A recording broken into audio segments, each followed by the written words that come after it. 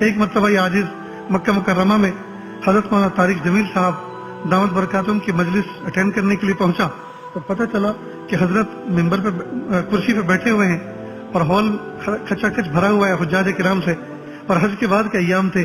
تو حضرت نے بیٹھتے ہم خوش ہوئے کہ حضرت بیان فرمائیں گے. بس حضرت نے مائک ہاتھ میں لیا اور کہا کہ آج کی اس محفل میں کوئی بیان نہیں کروں گا.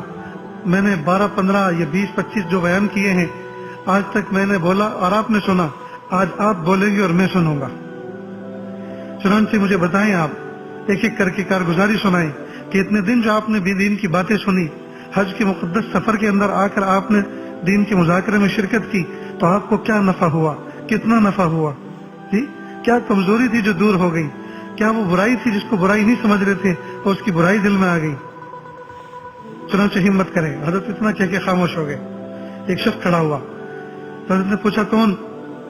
تعارف کرے کہ حضرت میں آپ کے گروپ فلاں نمبر سے آیا ہوا ہوں اور میں حضرت کا ملک پاکستان کے فلاں علاقے کا رہنے والا ہوں اور فلاں شعبے میں میرا جاب ہے. اپنا مختصر تعارف پیش کرنے کے لیے کہا سب کو، پھر کہا کہ آگے کی بات کریں. ایک نے بتایا کہ یہ دینی بیانات سننے کے بعد، اس مبارک سفر حج پر آنے کے بعد اور ان محفلوں میں شرکت کے بعد مجھے اس بات کا پتہ چلا کہ میں پہلے بھی مکھی تھا اور آج بھی مکھی ہوں، اور مکھی کا کام ہمیشہ گند پر بیٹھنا ہوتا ہے. وہ گندگی پسند کرتی ہے. ایک طرف پھول ہو اور ایک طرف گندگی ہو، مکھی پھولوں پہ نہیں بیٹھتی، گندگی پہ بیٹھتی ہے. کہ میں پہلے بھی مکھی تھا اور آج بھی مکھی ہوں، لیکن اب کوشش اس بات کی کر رہا ہوں کہ اللہ مجھے شہد کی مکھی بنا دے جو پھولوں پر بیٹھتی ہے اور لوگوں کو نفع پہنچاتی ہے، شہد بناتی ہے. یعنی تواضع بھی پیدا ہو گئی کہ میں کل تک مکھی تھا، آج میں فرشتہ ہو گیا ہوں. بس میں نے عرفات کے میدان میں اب دعا کر لی ہے، اب میں فرشتہ بن گیا. ایسا نہیں کہا کہ میں کل بھی مکھی تھا اور آج بھی مکھی ہوں، لیکن کل ایک ایسی مکھی تھا جو گندگی پہ بیٹھنا پسند کرتی ہے، اور اب میں نے یہ دعا کی ہے اللہ میں اگرچہ مکھی ہوں لیکن مجھے شہد کی مکھی کی صفت دے دیجیے جو پھولوں پر بیٹھتی اور لوگوں کو شہد کشید کر کے دیتی. بہت اچھی کارگزاری اس میں نکل کر سامنے آئی. مستورات میں سے ایک بہن نے خط دیا، بھیجا اور کہا حضرت میں ایک بہت دکھیاری اس آپ کے گروپ کی ایک حجن ہوں.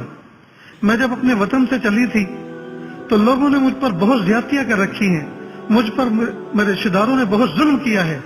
میں نے سب کو معاف کر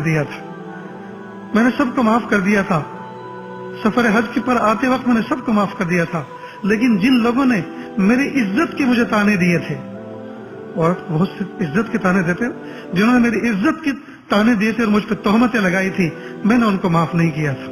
میں قیامت کے دن ان سے حساب لوں گی، میدان محشر میں ان کا دامن پکڑوں گی.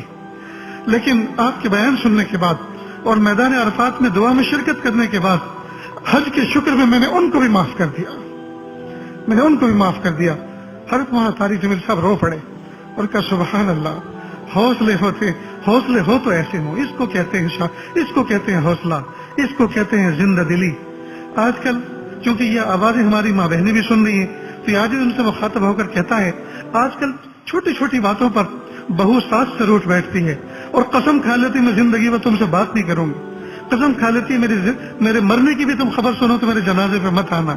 یہ ایسی چھوٹی چھوٹی باتوں پر ناراض ہو کر اتنے بڑی بڑی قسمیں کھا لینا اور اتنے بڑے بڑے عہد کر لینا اور اتنے بڑے بڑے صلہ رحمی کے حدود کو پھلانگ دینا یہ اچھی بات نہیں ہے. ٹھیک ہے، بشر ہے، انسان میں کمزوری ہے، غصہ بھی آتا ہے، سب کچھ آتا ہے.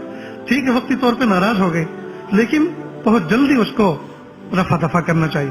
غصہ ختم ہو جاتا ہے اس کے بعد اس کے اثرات کو بھی ختم کر دینا چاہیے.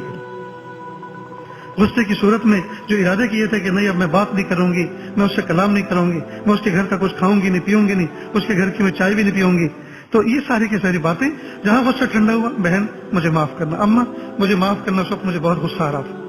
اب ظاہری بات ہے کہ ہو سکتا ہے اس وقت آپ کو غصہ آ رہا ہو تو اب جب یہ بات کہیں تو اس وقت ساس کو غصہ آئے تو اس کو پھر سہن کریں. اماں بالکل آپ کو غصہ آ رہا ہے، آپ بجا ہے اپنی جگہ پر، درست ہیں آپ جی، لیکن اماں میں آپ کی بیٹی ہوں، آپ اللہ کے واسطے مجھے معاف کر دیجیے. حوصلوں کے ساتھ معافی مانگنا چاہیے. بہت سارے لوگ بڑی جرات کے ساتھ یہ بات کہہ دیتے ہیں ہم قیامت کے دن کا دامن پکڑیں گے. اس کا مطلب یہ کہ یہ چاہتا ہے کہ قیامت کے دن حساب کتاب ہو. تو جب اس کا حساب کتاب ہوگا تو اس کا دامن پکڑو گے تو تمہارا بھی تو کوئی پکڑے گا نا، تمہارا بھی تو کوئی پکڑے گا۔ کتنی بڑی جرت کی بات ہے کہ آدمی چاہتے میں قیامت کے دن تم سے حساب لوں گا، تو اس کا مطلب یہ کہ جس وقت تم یہ بات کر رہے ہیں اپنے آپ کو فرشتہ سمجھ رہے ہیں کہ میں تو بالکل صاف ستھرا ہوں، میں تمہارا حساب قیامت، تم سے اپنا حساب قیامت کے دن لوں گا اور تم سے کوئی لینے والا ہے ہی نہیں۔ یہ بہت بڑی جرت کی بات ہے، بہت بڑی جرت کی بات ہے۔ تو اللہ تعالیٰ سے ہمیں یہ دعا کرنی چاہیے کہ رب کریم آپ ہمیں حوصلوں کے ساتھ زندگی گزارنے کا سلیقہ عطا فرمائے۔ جو بندہ حوصلوں کے ساتھ زندگی گزارتا ہے اللہ رب العزت کی مدد شامل حال ہوتی ہے۔